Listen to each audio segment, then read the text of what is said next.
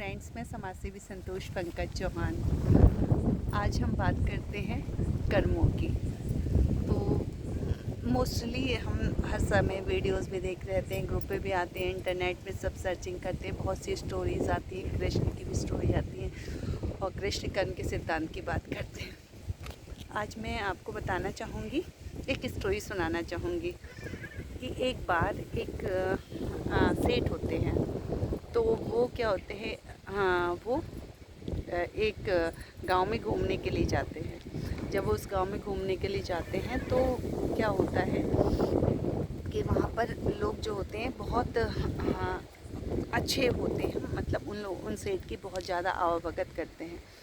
तो सेठ रुकते हैं काफ़ी देर।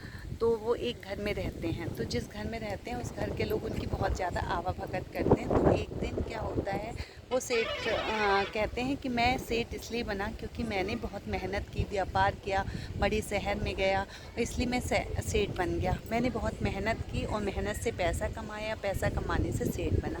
तो उस गांव में दो लड़के होते हैं, वो भी उनकी स्टोरी को सुनते हैं, सेठ जी की बात सुनते हैं, तो उन्हें भी बहुत अच्छा लगता है। वो दोनों फ्रेंड्स होते हैं बहुत पक्के। तो वो कहते हैं, जब सेठ जी चले जाते हैं तो वो कहते हैं, यार हम भी बहुत गरीब हैं, इस गांव में हमारा क्या है, गुजारा होता नहीं है, तो ऐसा करते हैं थोड़ा सा हम भी कुछ शहर चले जाते हैं, हो सकता है हमें भी कुछ हासिल हो जाए। तो वो दोनों निकलते हैं। तो वो कहते हैं, मित्र हम दोनों एक साथ जा रहे हैं, हम दोनों फ्रेंड्स हैं। सच्ची फ्रेंडशिप क्या होती है कि ये है कि अगर हम 1 रुपये कमाएंगे तो 50 पैसे तेरे, 50 मेरे। अगर हम 1 पैसा कमाते हैं तो आधा तेरा आधा मेरा।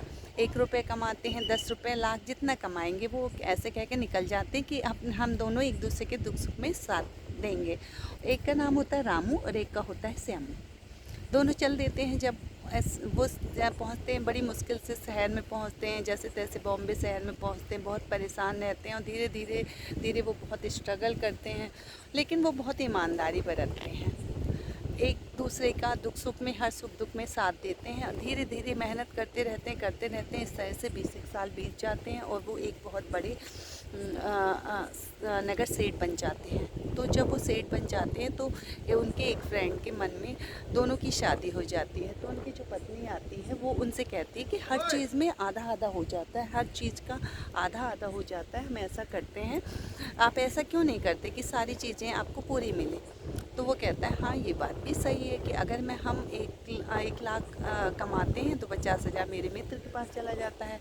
तो वो क्या करता है, अपने मित्र से कहता है कि तुम्हें आज मेरी पत्नी ने दावत पे बुलाया है। वो बोलते हैं ठीक है चलते हैं। तो वो कहते हैं कि हम लोग घूमने का प्लान कर रहे हैं, उसके वहाँ पे वो खाना खाते हैं। तो कहते हैं चलो गंगा जी घूमने चलते हैं। तो दोनों गंगा कहते हैं, प्लान बनाते हैं। तो वो कहता है हाँ ठीक है, हम भी गंगा घूमने चलते हैं। दोनों लोग गंगा घूमने चले जाते हैं। जब गंगा घूमने जाते हैं तो वहाँ पे क्या होता है कि वो जो मित्र होता है रामू, वो श्यामू को धक्का दे देता है और गंगा जी में, और उसे तैरना नहीं आता, वो डूब जाता है। डूबते डूबते वो अपने फ्रेंड को याद करता है और कहता है बचा लो, बट वो उसे बचाता नहीं है। धीरे से वो उसे गंगा जी में छोड़ के आ जाता है, उसकी मृत्यु हो जाती है, वो डूब के मर जाता है। इधर क्या होता है कि सेठ जो होता है उसकी पत्नी के 1 साल बाद बेटा होता है और वो बेटा बहुत ही खूबसूरत होता है, बहुत ही अच्छा होता है। धीरे धीरे धीरे धीरे धीरे जो उसका बेटा बड़ा होता चला जाता है। जब वो बड़ा हो जाता है तो वो विदेश पढ़ने के लिए जाता है। जब विदेश से पढ़ के वापस आता है तो सेठ उसके लिए एक बहुत बड़ा महल बनवाता है। उस महल में हर तरह की सुविधा मौजूद होती है क्योंकि वो नगर सेठ होता है। तो अपने बेटे के लिए बनवाता है। जैसे ही उसका बेटा आता है वो उसे दिखाने के लिए ऊपर ले जाता है तो उसका बेटे का पैर स्लिप होता है, वो नीचे गिर जाता है, उसकी रीढ़ की हड्डी टूट जाती है, वो बिस्तर पे आ जाता है। तो सेठ को इसे देख के बहुत दुख होता है और पूरे हर वैद्य, हर डॉक्टर्स, हकीम सबको बुलाता है और धीरे धीरे धीरे उसका पैसा नष्ट होने लगता है, धीरे धीरे समाप्त होने लगता है। एक दिन क्या होता है कि जब कई साल हो जाते हैं उसके बिस्तर पे, उसके सारी संपत्ति चली जाती है, वो बहुत दुखी हो जाता है। तो वो जाके अपने बेटे के पास अपने बेटे के सिर की तरफ बैठा होता है, बहुत दुखी होता है, आंखों में आंसू होते हैं। तब उसका बेटा मुस्कुराता है तो कहता है, पिताजी आज मेरे जाने का समय आ गया और अब मेरी मृत्यु है। तो वो कहता है कि पिताजी वो कहते हैं, नहीं बेटा ऐसा नहीं, एक बाप के रहते अगर बेटा चाहता है तो कितनी गलत बात होती है, बहुत ही दुख की बात है ये तो। और मैंने तुम्हारी हर कोशिश की है तुम्हें बचाने की, अब भी करूँगा। बोलता है कि नहीं बेटा, नहीं पिताजी, आज मेरा हिसाब पूरा हो गया। मैं तुम्हारा वही दोस्त श्यामू हूँ जिसने जिसका तुमने पैसा हिस्सा लेने के लिए आपने जिसे गंगा जी में डुबो दिया था, तुमने गंगा में डुबो कर मार दिया था। मैं तुम्हारा वही मित्र हूँ, आज मेरा हिसाब पूरा हो गया, अब मैं जा रहा हूँ, कह के वो चला जाता है। तो जो कर्म का सिद्धांत है ना, जो हम आज बोते हैं वो कल हम ज़रूर काटते हैं, बस समय लगता है। समय ऐसे लगता है कि